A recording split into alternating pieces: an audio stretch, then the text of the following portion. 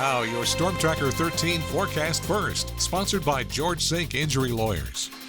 And beautiful weather across the area today. A lot of sunshine. Skies will stay clear as we head into the evening hours, and Viper 13 real-time radar completely dry. Expect the clear weather to continue through the weekend. That means lots of sunshine and really not much as far as cloud cover right now across much of the southeast. Temperatures, however, are on the cool side. We're only in the 60s right now, and it is going to get cold overnight tonight. Our forecast under mainly clear skies, 30s and lower 40s for our overnight lows. Sunshine back tomorrow, but it will stay cool. I'll have a look at when we're going to warm up coming up in a few more minutes. Coverage you can count on at 5 starts now. And right now on News 13 at 5, the reason a Grand Strand Inn closed its doors and evacuated guests. And take me out to the ball game. It's opening day at the Myrtle Beach Pelicans Stadium. What fans can expect in just minutes. Plus, the South Carolina Gamecocks are just 2 wins away from a perfect season. Now this team finds a way to push through adversity ahead. But first, we're following a breaking news update. 17 warrants were issued against a man now accused of kidnapping and killing a PD paramedic before going to New Mexico and gunning down a state police officer. Thanks so much for joining us for News 13 at 5. I'm Patsy Kelly. Jeremy Smith is in custody in New Mexico right now. The warrants issued by Marion County authorities include murder, kidnapping, and carjacking. Phanasia Mikado Ford disappeared from her Marion home in early March. Her body was found on March 15th outside of Lakeview in Dillon County. Local, state, and federal agencies have helped in this investigation, and you can read reaction from local officials right now on WBTW.com. And just into the newsroom, fire crews in Florence worked to put out a fire on West Palmetto Street. That's all we know right now. Of course, count on us for updates. And Horry County Fire Rescue crews are in Conway right now for a reported fire on Juniper Drive. We're working to learn more about both of these fires right now. Again, count on us to keep you updated. New at 5, a letter from a Garden City hotel engineer explains the reason it closed and evacuated guests. Kingfisher Inn is a beachfront property located at the intersection of North and South Waccamaw Drives. News 13's Jackie Labrizzi tells us what she's learned. Caution tape is now up around the Kingfisher Inn property along with no trespassing signs. News 13 received the letter the hotel's engineer, Saul Martinez of Martinez and Associates, sent to Horry County. The record reads there's cracking at all levels on the balcony side, as well as stairwells and corridors. Martinez says it's because of these continuous movements in the foundation system that they needed to evacuate the hotel. But there is some good news. A local family-owned and operated vacation rental agency is stepping in to help. When they call, we explain to them that even though the rates are whatever's on the internet is not the rates that we're giving them. We're actually offering them lower rates at a discount price also. We understand it. We're trying to fit them in. We ask them if they can move a date here or there if we can't fit them in exact dates, but we're doing our due diligence to make sure everybody has a really good vacation. Those in need of somewhere to stay can find more information on our website at WBTW.com. And coming up on News 13 at 6 here, where officials are declaring a fall zone due to the structural concerns. Reporting in Garden City, Jackie Labrizzi, News 13. Kingfisher Inn is still controlled by the private property owner, management, and engineer on record. Horry County will continue to monitor the situation. A Myrtle Beach man will spend the next 45 years in prison for shooting another man in the Forest Brook area back in 2020. The 15th Circuit Solicitor's Office says a jury found Craig Leggett guilty of murder and possession of a weapon during a violent crime.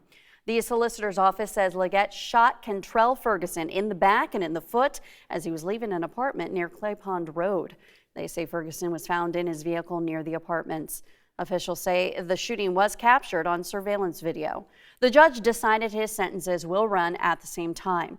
The solicitor's office says a murder charge is not eligible for parole or early release, so Leggett will have to serve 45 years before he's eligible. A death investigation is underway in Horry County. In a News 13 update, we now know the name of the woman found dead after being shot inside a car Wednesday afternoon. The Horry County Coroner's Office says Caitlin Bennett died inside the car that was in a ditch along Gore Road and Highway 905. Horry County police say police were responding for a car crash and found Bennett inside the vehicle. The Horry County Coroner's Office confirmed to News 13 today Bennett is the daughter of David Bennett, who was shot and killed in 2016 when he was a cab driver in Conway. Caitlin Bennett spoke to News 13 after his death, saying she just wanted her dad back. Trinique Livingston was charged in David Bennett's death. He was sentenced to 30 years in prison back in 2019. Livingston's initial charge was murder, but he pleaded guilty to voluntary manslaughter under the Alford plea. And a Florence man was caught with nearly 500 grams of methamphetamine, according to the Florence County Sheriff's Office. Desmond Gurley was arrested at a home on Carver Street near Sanborn Street. Gurley's trafficking meth charge is part of an undercover operation that included deputies, Florence Police, and SLED. Trafficking more than 400 grams of meth is a felony in South Carolina and is punishable by 25 to 30 years in prison, along with a fine of up to $200,000. Right now, Gurley is in jail waiting on a bond hearing. Topping national headlines, President Biden visited Baltimore to get a first-hand look at the damage from the collapsed Francis Scott Key Bridge today. He also met with the people impacted by the collapse the most. Chris Van Cleve reports. President Biden met with family members of the 6 construction workers killed when a cargo ship hit the Francis Scott Key Bridge in Baltimore last week, causing its collapse. After pulling a night shift fixing potholes, they were on a break when the ship struck. Earlier, the president flew over the wreckage in Marine One and got a briefing on the recovery efforts. You know, from the air, I saw the bridge that's been ripped apart. But here on the ground, I see a community that's been pulled together. The Biden administration sent a letter to Congress Friday, formally requesting lawmakers authorize 100% of the costs to rebuild the bridge. The federal government did the same during previous incidents, including 2007's I-35 bridge collapse in Minneapolis. We're going to get this paid for, aren't we? Yes. All right. The conservative House Freedom Caucus released a statement saying it will agree to the spending, but with conditions. It wants the money offset with cuts to other areas of the budget. Backers expect the measure to win bipartisan support. As the work gets underway to reopen the channel and rebuild the bridge, carry out an investigation, and Transportation Infrastructure Committee will closely monitor developments and work with the families and stakeholders impacted. Majority Leader Chuck Schumer says the Democratic-led Senate will quickly move to vote on a funding request to rebuild the bridge. Chris Van Cleve, CBS News, Baltimore. And the safety of bridges has been top of mind across the country following this collapse. In North Carolina, there are more than 18,000 bridges connecting millions of people to places around the state. More than half are in fair condition, but we found through analyzing Federal Highway Administration information, more than 1,000 are rated as poor. Now, officials say just because a bridge is rated poor doesn't mean it's unsafe to use. It just means repairs or replacements are coming soon. Corrosion is one reason a bridge might degrade over time. Other factors include heavy traffic or the weight of vehicles traveling on that bridge. News 13 on-time traffic, sponsored by Joy Law Firm. Just call Joy. And traffic right now on 501 between CCU and Carolina Forest is slow at times. Also a big slowdown on 544 Conway bound, slowing down at Myrtle Ridge Drive right now. Drive times along the Grand Strand on 501 from Carolina Forest to CCU. That'll take 9 minutes. 17 in both directions along the Grand Strand. That's moving slower than normal for this time of day. In the Florence area, looking okay in town right now. No issues on I-95. In fact, that accident north of Florence on I-95, a couple miles north of the Buc-ee's, that has cleared, and the traffic along I-95 northbound is moving smoothly right now as well. Drive times on 95 from TV Road to 76, that'll take 10 minutes. Palmetto from 5 Points to Irby Street will take 5 minutes, and 52 from Palmetto to I-95 will take 7 minutes. Thanks, Frank. Talking sports now. It's opening day for the Myrtle Beach Pelicans as the club celebrates its 25th season.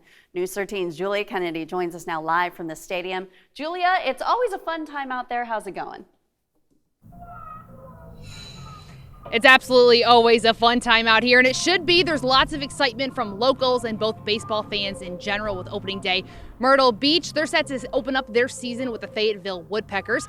Manager Buddy Bailey, in his 7th season with the Pelicans, said that coming here to watch his team play is one of the best shows that you can find on the Grand Strand. Now, Buddy continued to say that fans showing up to the ballpark does more for his team than people probably realized. He explained that all the cheering and support from the home crowd helps energize his team, which ultimately leads to their success.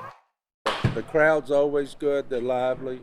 I'm a big believer to get good in anything, you have to be motivated. And with the crowds we get, that builds in motivation, that takes some heat off the manager and coaching staff, just because the enthusiasm fans bring gives you a motivation that helps, and it really does help a manager.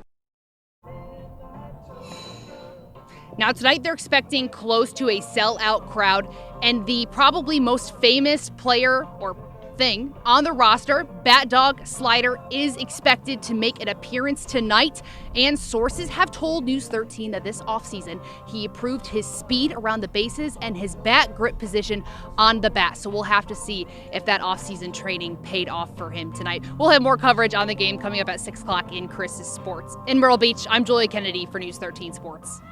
Thanks, Julia. Slider's everyone's favorite. We love him. In just a few hours, the NCAA Women's Final Four tips off in Cleveland, Ohio. The University of South Carolina Gamecocks are just 2 wins away from completing the 10th undefeated season in NCAA Division I history. The Gamecocks take on NC State in the first game. Tip-off is set for 7. Todd Summers joins us now live from Cleveland, Ohio. Todd, what can we expect to see from the Gamecocks tonight?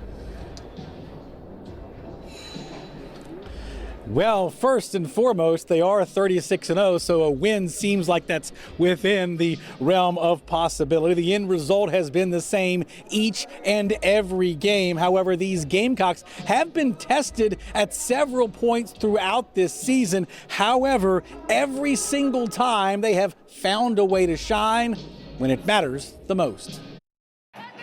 While the Gamecocks' average margin of victory this season is nearly 30 points a contest, they have played 7 games decided by single digits. But playing close games at various points during the season helps, because this time of year, every opponent is really good.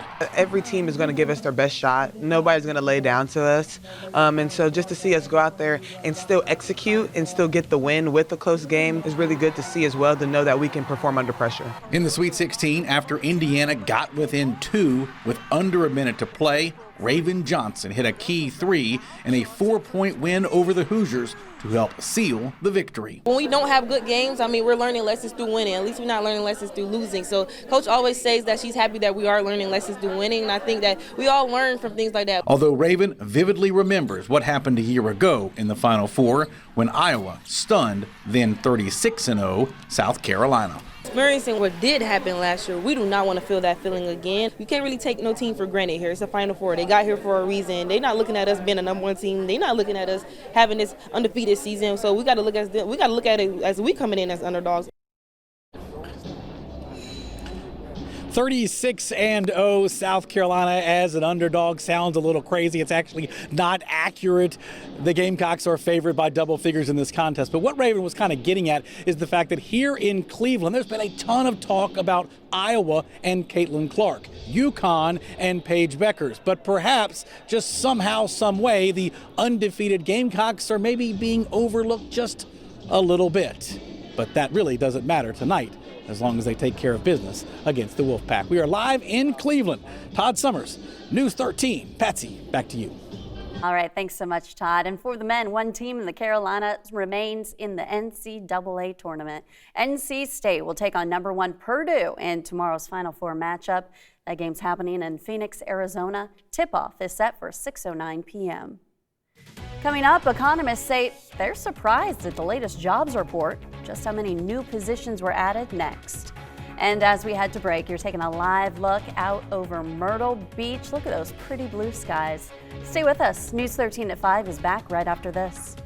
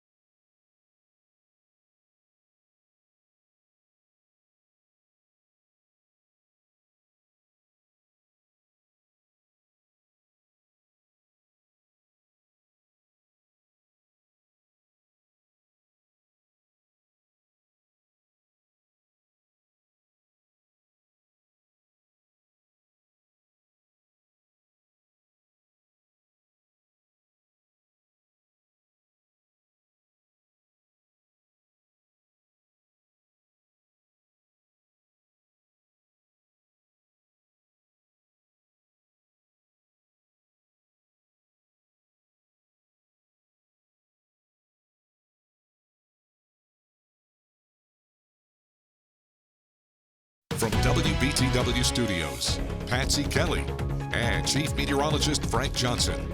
You're watching Number 1, News 13 at 5. It's now 16 minutes after 5. Today, a new jobs report is surprising economists, but in a good way. The Labor Department says the U.S. economy added more than 300,000 jobs in March. Washington, D.C. correspondent Hannah Brandt explains what that means for the average consumer and the upcoming election. The Labor Department just put out new jobs numbers. The current momentum of the U.S. economy is quite solid. In March, the U.S. added more than 300,000 new jobs. John Donnenberg with the National Economic Council says the White House is happy with those numbers. We have built a recovery because of this president's policies. And Bankrate analyst Mark Hamrick says the economic figures are part of an ongoing trend. Economists and many other people have been expecting both the economy and the job market to cool substantially. Just really isn't happening. The March report also showed low unemployment and wage gains that are outpacing inflation. Will people's impressions of the economy match the objective indicators? Political science professor Todd Belt says that could have a major impact on the upcoming presidential election. What we know about a job approval of the president is that it is highly correlated to the economic indicators. Recently, inflation has been trending down, but persistent. And Hamrick says people are still adjusting to the higher costs. And we would expect that normalization to continue to take some time because we have not been relieved of the burden of high prices. But the president's team says consumer spending is up. And that is an indication that, families are feeling good about the direction that things are going. Of course, there is still work to do. And the election is still 7 months away. It's still a long way, but it's really going to matter what people are feeling at the time of the election. In Washington, I'm Hannah Brandt. A cool day today, even with sunshine, and it's going to get cold overnight tonight. I'll let you know if this cool weather will last through the weekend coming up.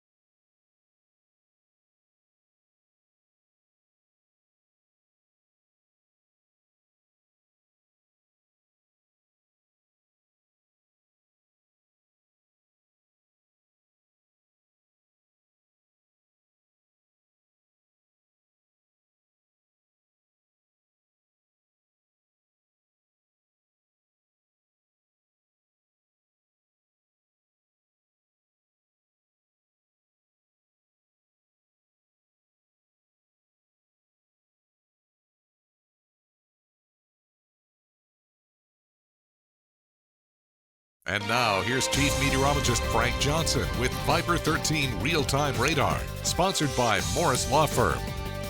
And another cool day across the area, even with a lot of sunshine all day long. Temperatures only managed to make it into the middle 60s, which is about 10 degrees or so below where we should be for this time of year. But we are running, most of us, a little bit warmer than we were at this time yesterday.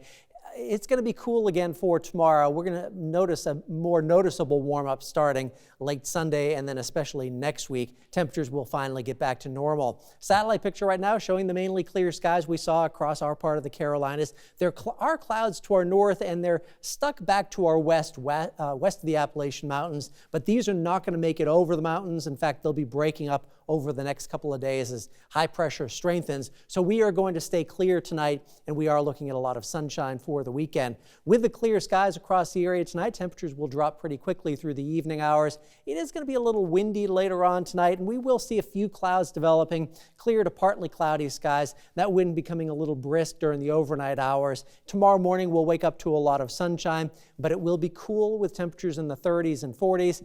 And even with sunshine all day long tomorrow, it is going to struggle to warm up like we saw today. So our headlines for tonight: clear and cold overnight tonight, plenty of sunshine for the weekend, but it is going to stay cool with temperatures below normal. Really nice weather for the weekend, nice and comfortable, but not as warm as we should be for this time of year.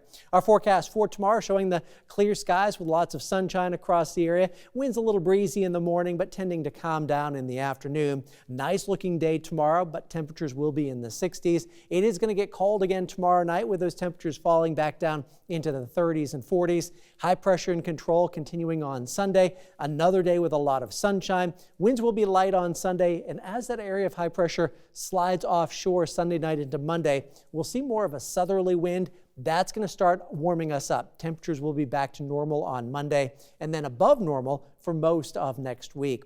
Our forecast for tonight: mainly clear skies, breezy and cold overnight tonight, upper 30s inland areas, low 40s closer to the coast. And that wind tonight, which should persist throughout the nighttime, should prevent any frost from forming overnight tonight. It's going to be cold, but it's not going to be frosty. For tomorrow, lots of sunshine, another cool day. High temperatures only in the low to middle 60s like we saw today.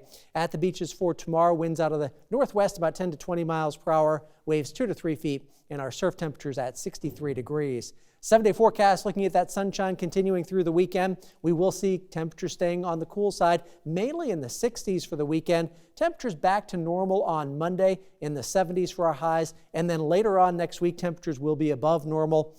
Rain chances will stay low until Thursday of next week. All right, thanks so much, Frank. You're taking a live look out over downtown Florence. News 13 at 5. We'll be right back.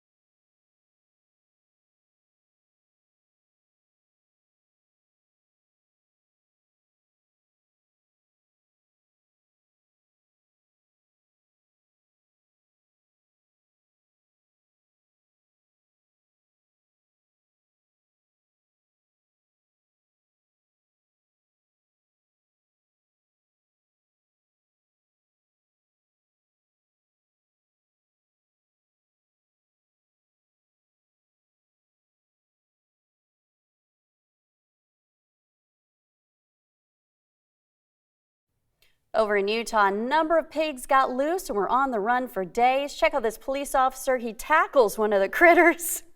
He's trying, man. But they rounded them all up. So far, nobody's come forward to bail them out. They don't know who they belong to. So they took them to a nearby animal rescue. Hold on, pigs, I'm coming. All right? If nobody will claim ya, I'll claim ya. Love them. So cute. That does it for News 13 at 5. Don't go anywhere. We'll be right back after this.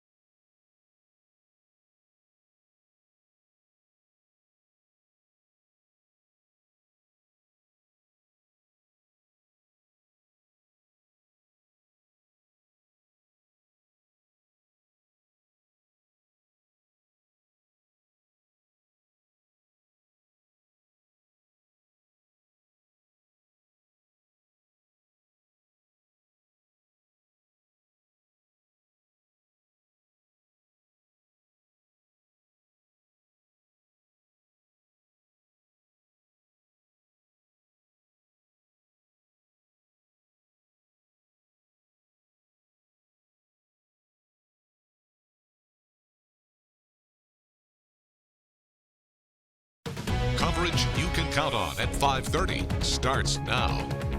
Just ahead on News 13 at 5:30, an 18-year-old pedestrian is hit and killed in Surfside Beach. What we know coming up next. Plus, lawmakers weigh in on North Carolina's first medical marijuana dispensary that's set to open any day now. And later tonight on News 13 at 6, the latest after an oceanfront inn closes its doors to guests and evacuees. A beautiful day today along the Grand Strand. The sun is out and lots of people are enjoying the outdoors. This is a live look of the Myrtle Beach Boardwalk on a Friday afternoon. And as you can see, there's a few people. If you kind of squint a little close, you can see them out there enjoying this beautiful weather. Those spring break crowds are also starting to pick back up. And thanks for joining us tonight at 5:30. I'm Annette Pegler. Trish Munn is off tonight. And we start tonight with a first look at your forecast with Chief Meteorologist Frank Johnson. And Frank, is the sun going to stay for the weekend? It is. We've got beautiful weather on the way for the weekend. It is going to be on the cool side, and tonight is going to be cold, but we will stay dry. Viper 13 real-time radar is clear right now. No rain out there. Really not much as far as cloud cover. Mostly sunny skies across much of the Carolinas right now, and that's going to be the case for the weekend as well. Temperatures right now in the 60s area-wide. That not too bad, but that is below normal for this time of year, so it is cool, and those temperatures will be dropping as we head through the overnight hours tonight. Clear skies getting down into the 30s and 40s. Lots of sunshine again for tomorrow, but another cool day. I'll have a look at when we're going to warm up coming up in a few more minutes. Frank, thank you. If you're looking for something to do this weekend, the Myrtle Beach Food Truck Festival returns to downtown Myrtle Beach, but this time at a new location. And today's Behind the Menu, News 13's Adriana Cotero takes us to the old Myrtle Square Mall site where the event will be.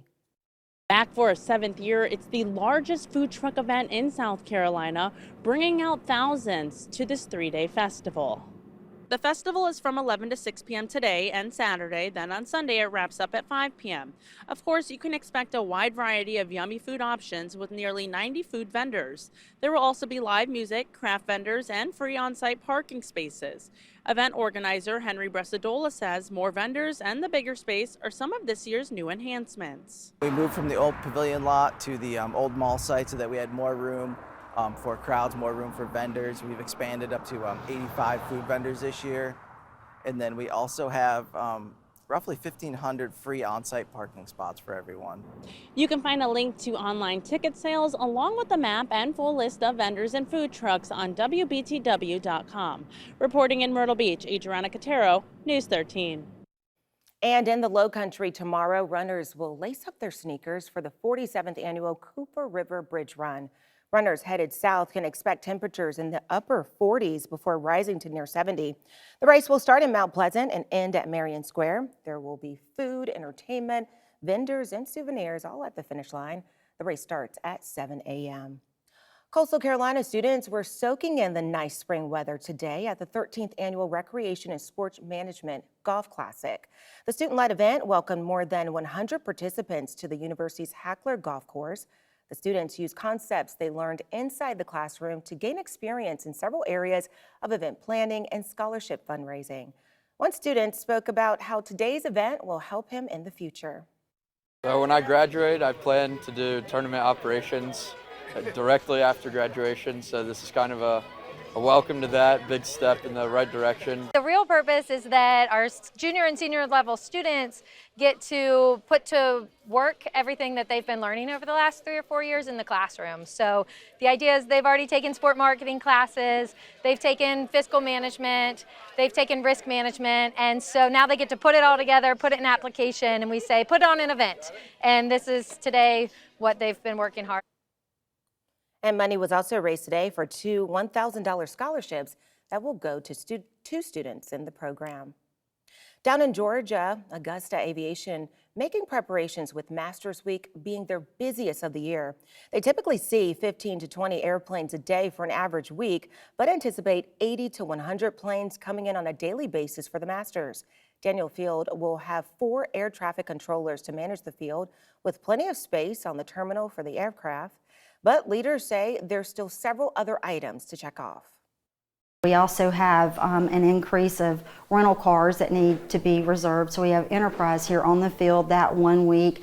We have to rent vans and golf carts. We have to hire additional people that week just to kind of accommodate everything that goes on the field. So it's a major work in progress.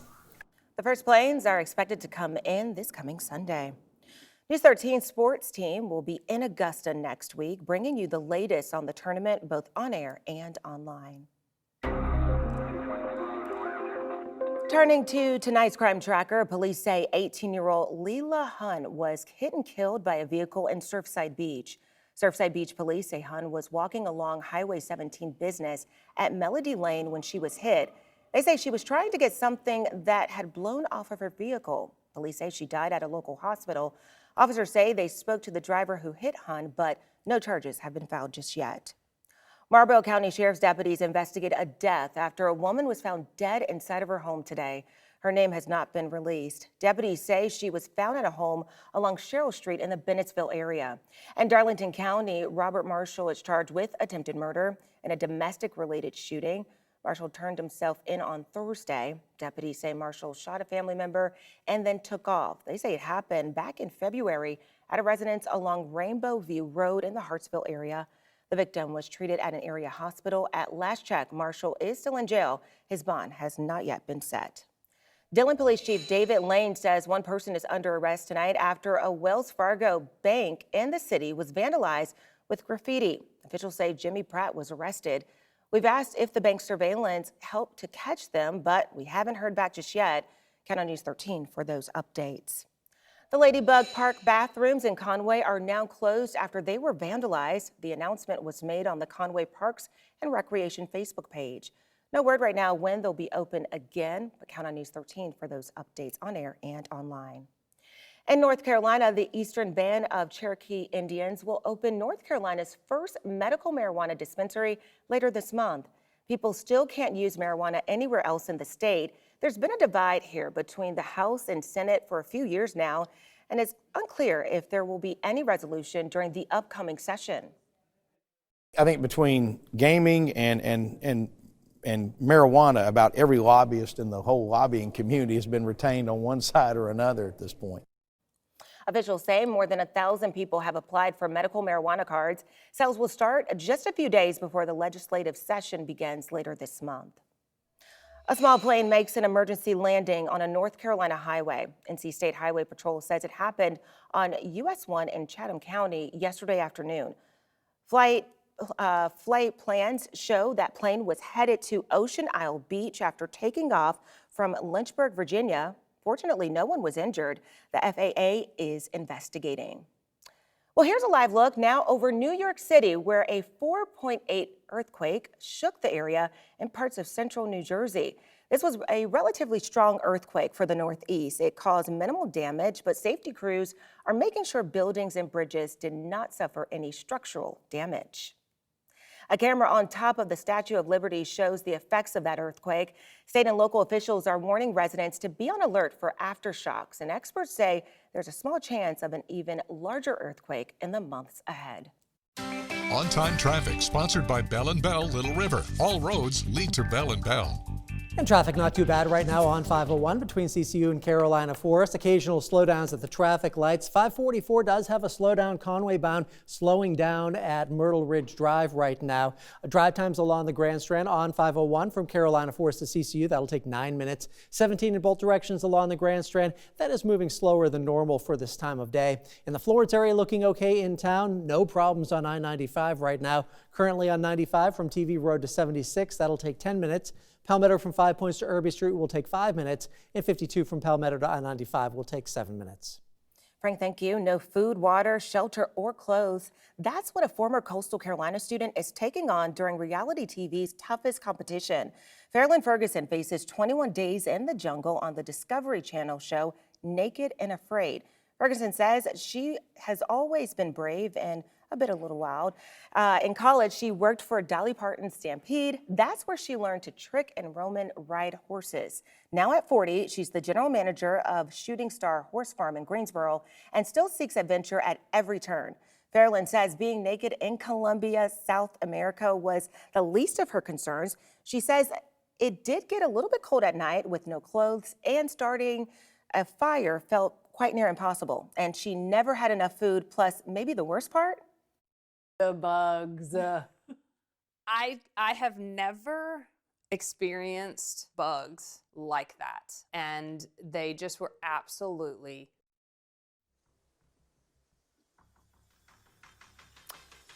terrible is what she wanted to say. She says she learned a lot about herself during that experience, but none of that's enough to make her try the Naked and Afraid challenge again. Just ahead on News 13 at 5:30, the FCC is making it easier to understand your options when it comes to internet service providers.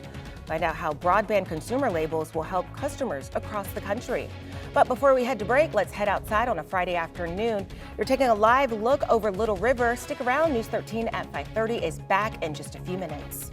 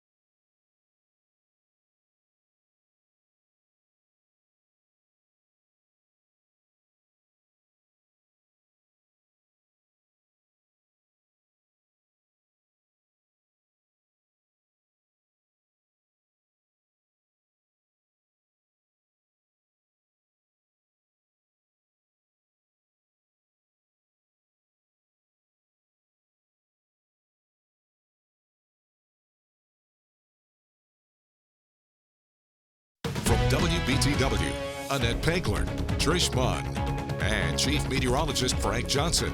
You're watching Number One, News 13 at 5:30. Welcome back. Understanding your internet options should be as easy as reading the nutrition label on a cereal box. At least that's what the FCC believes. That's why the federal government is requiring internet service providers to display broadband labels so customers can better understand what they are paying for. Basil John reports on what this means for consumers and the industry.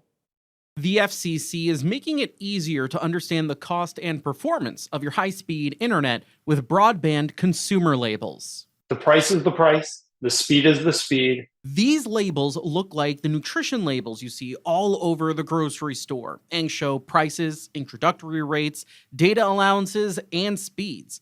Carl Szabo with NextChoice says this promotes competition. I can see if service provider A isn't providing the speeds I want and the prices I need, then I can go to service provider B. By April 10th, all internet service providers with more than 100,000 customers must publish these labels.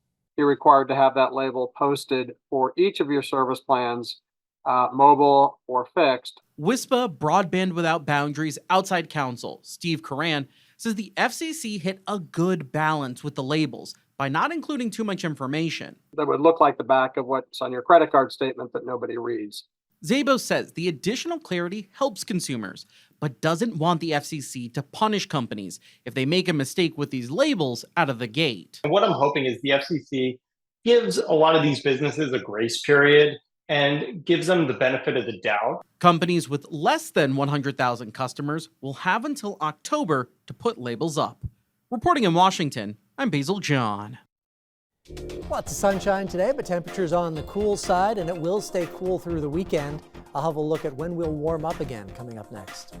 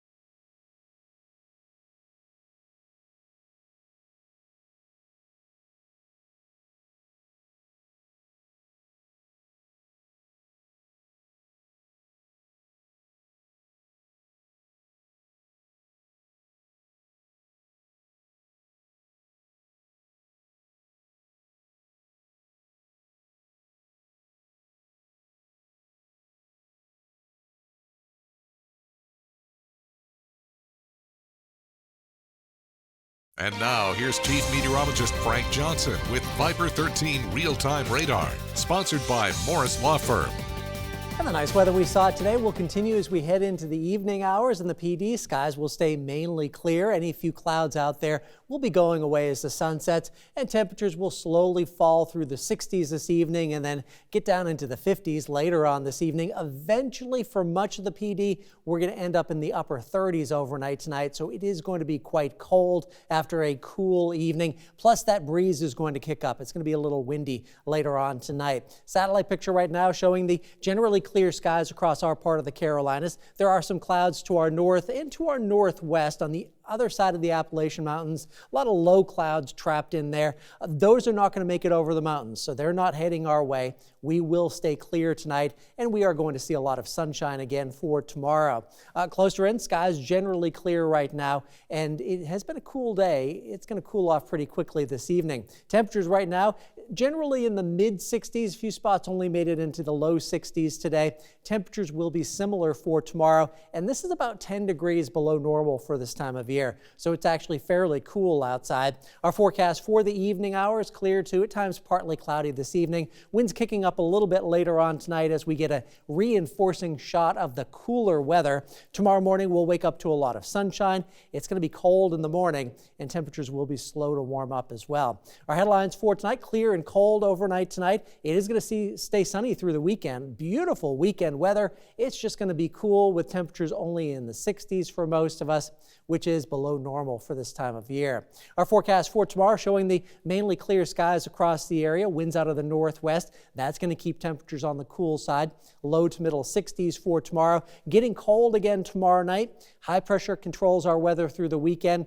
On Sunday, it's going to start to shift offshore. Still going to be cool on Sunday with lots of sunshine, but as we get a southerly wind developing on Monday, temperatures will be back to normal, and it's going to stay pretty warm for most of next week. Our forecast for tonight: mainly clear skies, breezy and cold overnight tonight, upper 30s inland areas, low 40s closer to the coast. Tomorrow we'll see a mostly sunny day for tomorrow and another cool day. High temperatures only in the low to middle 60s, very similar to what we saw today for our temperatures again for tomorrow. At the beaches tomorrow, winds out of the northwest at 10 to 20 miles per hour, a little breezy, and waves running 2 to 3 feet. 7-day forecast looking at the sunny, cool weather for the weekend with temperatures mainly staying in the 60s. It'll be cold again tomorrow night. Heading into next week, we do warm up. Temperatures will be back into the 70s. By the middle of the week, a few areas close to 80 degrees and generally dry weather until Thursday. That's our next good chance for rain. It's time now to take a look at the top trending stories on WBTW.com. Topping the list tonight, a fire damages a home on West Palmetto Street in Florence. And you can find more trending stories on the News 13 mobile app. It's free from your app store. It's also more local coverage you can count on. The stage is set at NASCAR's half-mile paperclip track in Martinsville, Virginia for Sunday's Cookout 400. Drivers say a trip to Martinsville is unlike any other because of the history and tradition at a track like this. Family operated since being built in 1947, it's the oldest track on the NASCAR circuit, and it still has that old school feel. But when it comes to getting a win here, it's not easy. A driver has to be near perfect on the brakes, entering the corners, and on the gas, exiting them. By the end of the race, it all comes down to the driver who makes the fewest mistakes and has enough stamina left in the tank to push harder in the closing laps. I think it's such a unique challenge to race in a track that small with so many competitive cars and a race that's pretty long. As you get out of the car and you feel it, there's a nostalgia that kind of comes with that track of it feels the closest to me of what I imagine a cup race would have felt 30 or 40 years ago of any venue. Richard Petty, Jimmy Johnson, and Jeff Gordon, those are the names that Martinsville helped to make superstars. A tradition unique to Martinsville is that the winners earn a Ridgeway Grandfather Trophy, one of the most cherished and sought-after trophies in motorsports. And in just 36 days, drivers will start their engines at the track Too Tough to Tame for the Goodyear 400. The official start time for that race is 3 p.m. You can count on News 13 for complete coverage of the official Throwback Weekend, both on air and online. Time now, 5:52, which means we're getting closer to News 13 at 6, and Patsy Kelly is here now with a look at the headlines coming up next. Hey, Patsy. Thanks so much, Annette. Well, next at 6, Marion County authorities charged a man in connection with the homicide of a PD paramedic. And a judge sentenced a Myrtle Beach man for shooting and killing someone in the Forest Brook area almost 4 years ago. Details from the courtroom in just minutes. But first, you're watching News 13 at 5:30. Coverage you can count on will be back in less than 3 minutes.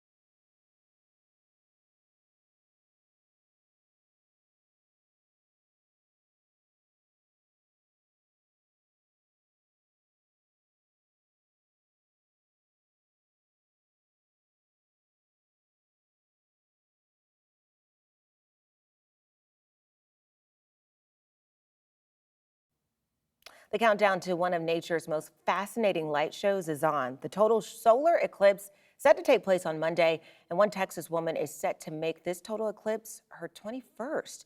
Leticia Ferrer is a self-described eclipse chaser. Her passion has brought her to all 7 continents. First one in North America was the 1991. My second one in North America was the 2017, and this will be my third. But I've been to Europe for one of them. I've now gone to Africa twice. I've gone to Australia 3 times. I've gone to Antarctica twice.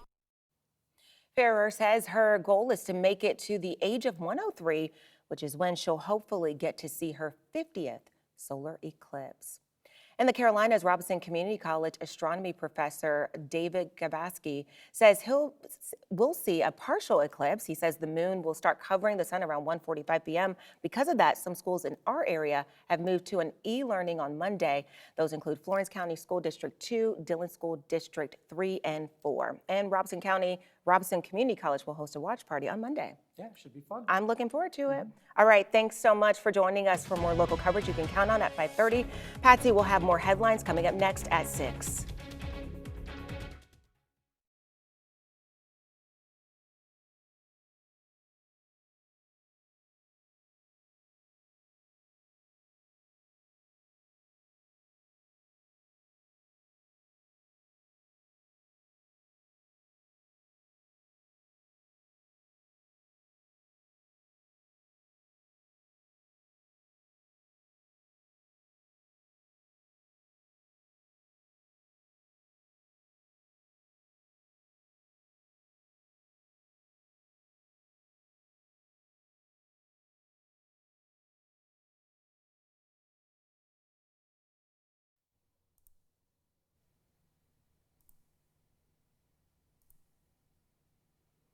Mic check 1 2 1 2 1 2.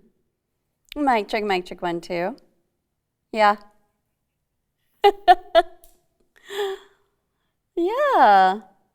I just love a little adrenaline.